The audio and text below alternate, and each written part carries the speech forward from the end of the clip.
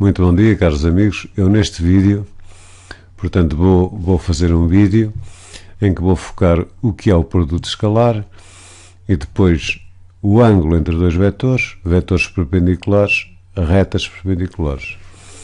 Ora bem, vou pensar que estou no plano. Então, suponhamos que tenho o vetor U e o vetor V. Este vetor U pode ser dado através das suas coordenadas, digamos o 1 e o 2. Este vetor V também, digamos V1, V2.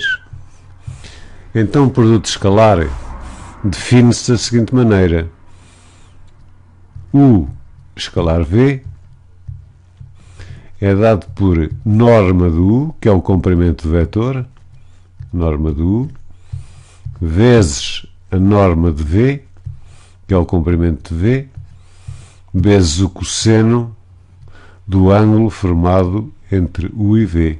Escrevo assim. Quer dizer, esta norma do U ou a norma de V calculam-se da seguinte maneira. Vamos supor aqui a norma do U. A norma do U é sempre igual à raiz quadrada de U1 ao quadrado, primeira coordenada ao quadrado, mais a segunda coordenada ao quadrado. O produto escalar, se conhecermos, portanto, as coordenadas do vetor, que é aqui o caso, U escalar V, também pode ser dado por, da seguinte maneira, este U1 vezes V1, U1 vezes V1, mais o 2 vezes V2. E é assim, quer dizer, o produto escalar então pode ser dado de duas maneiras. Primeira, norma de U vezes norma de V, cosseno do ângulo entre U e V, e se conhecermos as coordenadas dos vetores, pode ser também dado por U1 V1 mais o 2 V2. Este valor que aqui aparece tem que ser igual a este valor que aqui aparece. Tem que ser porque é o mesmo produto escalar. Então, se eu igualar uma expressão à outra, porque são iguais, eu vou obter o seguinte: norma do U vezes a norma de V, vezes o cosseno do ângulo entre U e V, e isto há de ser igual a 1 V1 mais o 2 V2. E então, eu daqui posso facilmente determinar o cosseno do ângulo entre U e V. Ou seja, o cosseno do ângulo entre U e V, isto é como se estivesse a resolver uma equação, em ordem ao cosseno, há de ser traço fração, isto que aqui está, que é o 1 V1 mais o 2 V2, sobre a norma do U vezes a norma de V. Quer dizer, e desta maneira, eu sabendo o cosseno do ângulo entre dois vetores, sei o ângulo. Basta depois, sei lá, ir à máquina ou qualquer coisa assim. Então, como uma aplicação, um exercício muito simples, vamos supor que eu tenho o vetor, digamos, U, tem coordenadas, por exemplo, igual a 1, 2, por exemplo. E o vetor V, que tem coordenadas, por exemplo, 3, 1. E eu quero determinar o produto escalar. Então, será, indo por aqui, por exemplo, indo por aqui, como é que eu faria isto? Calcularia as normas. Ora, a norma do U há de ser precisamente igual à raiz quadrada de 1 ao quadrado mais 2 ao quadrado. Como se vê, isto é igual a 5. Raiz quadrada de 5. A norma de V há de ser precisamente igual à raiz quadrada de 3 ao quadrado mais 1 ao quadrado. Isto é a raiz quadrada de 10. Então o produto escalar U escalar V, tentando ir por esta, digamos, primeira maneira, seria a norma do U, que era a raiz de 5, vezes a raiz de 10, vezes o cosseno do ângulo entre U e V.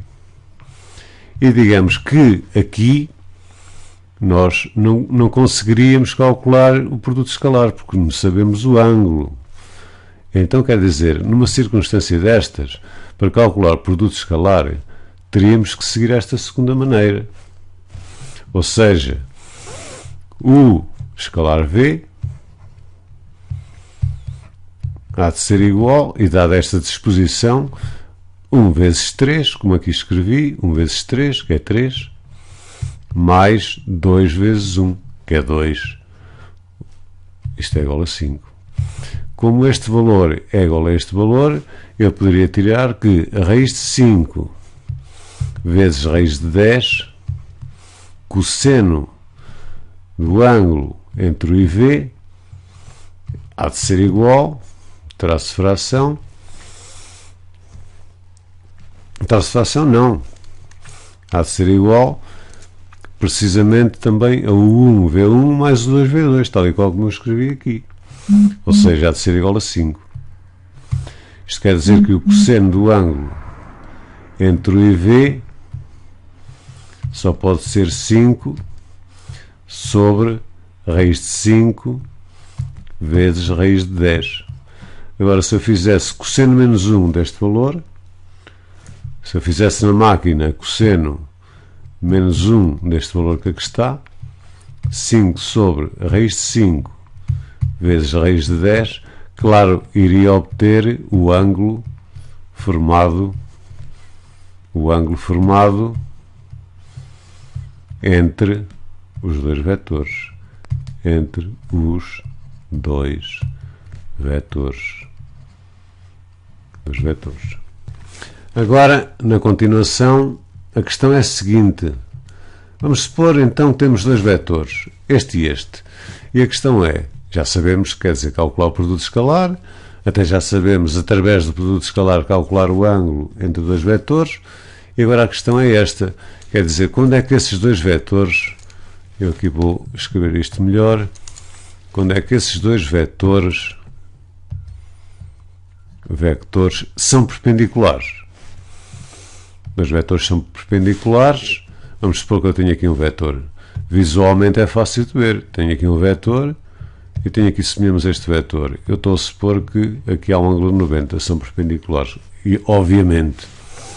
Mas como é que eu, através do produto escalar, consigo ver que os dois vetores são perpendiculares? Se repararem, vamos supor que este é o vetor U e este é o vetor V.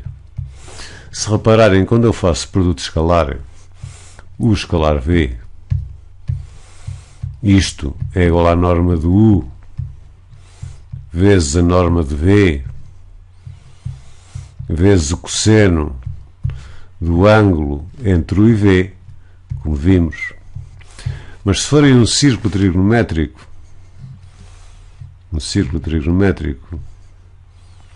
onde neste círculo tenho aqui 0, tenho aqui π sobre 2, tenho aqui π, tenho aqui 3 meios de π. Como sabem, se o ângulo for de 90 graus, o cosseno é 0. Então, se os dois vetores são perpendiculares, quer dizer que formam aqui um ângulo de 90, é óbvio. Se formam um ângulo de 90, este cosseno é 0, é óbvio. Quer dizer então que dois vetores U e V são perpendiculares,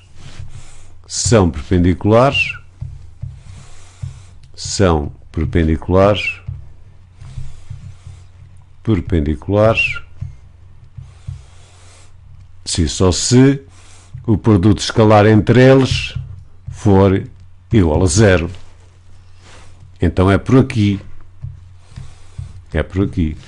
Suponhamos que eu tenho, por exemplo, um vetor que eu vou designar por A. E tenho aqui uma coordenada que eu desconheço, que é x. E aqui é 1. Tenho aqui um outro vetor V. B, aliás. É, por exemplo, sei lá, 1, 2. E eu quero terminar este x de tal maneira que estes vetores A e B sejam perpendiculares. Este é o vetor A, este é o vetor B. Eu quero terminar x tal que o A seja perpendicular ao B. É fácil. Então é só seguir isto. O produto escalar tem que ser zero. Mas como nós já vimos, o produto escalar pode-se exprimir de duas maneiras. Quando nós conhecemos o ângulo, podemos ir logo por aqui. Se conhecemos as coordenadas, podemos ir logo por aqui. Então, se eu quero que A seja perpendicular a B, isto significa que A escalar B terá que ser igual a zero, obviamente. Ou seja, x1 escalar 1, 2, que é o mesmo que ter x vezes 1 é x, mais 1 vezes 2 dá 2, isto terá que ser igual a zero. Ou seja, x terá que ser igual a menos 2. Óbvio. Reparem, se eu substituir o x por menos 2, ficaria com menos 2, 1, 2, e fazendo produto escalar, isto dar-me menos 2 mais 2, que dava 0. E nestas circunstâncias, o vetor A com coordenadas menos 2, 1, e o vetor B com coordenadas 1, 2, seriam perpendiculares. Falando em vetores perpendiculares, também sabemos facilmente quando duas retas são perpendiculares. Como? Vamos supor então que eu tenho aqui uma reta, seja ela esta reta, e seja aqui uma outra reta, perpendiculares.